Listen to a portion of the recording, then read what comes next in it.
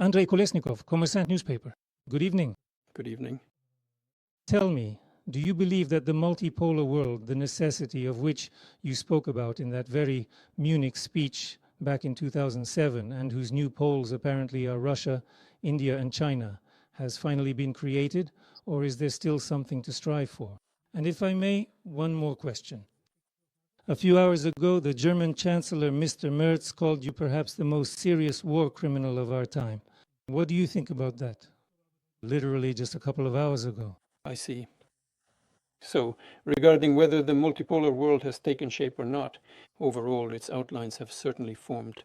But at the same time, I wouldn't say there are any dominant players in this multipolar world.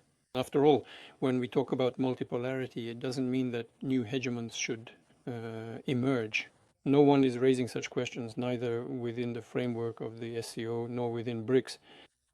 All participants in international relations should have equal rights, and everyone, from the standpoint of international law, should be in the same position.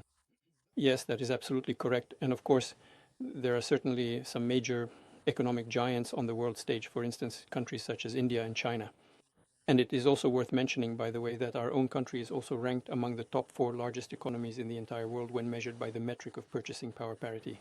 These are the realities of today. These aren't our calculations, they're the calculations of international organizations.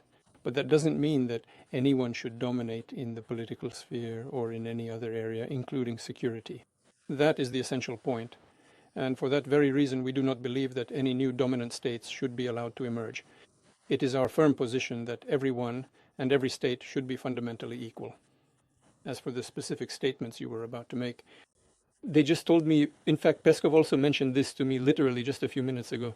What do I think about this? I think it's an unsuccessful attempt to shift responsibility, not from himself personally, but from his country and in general from the collective West, to shift responsibility for the tragedy that is currently unfolding in Ukraine.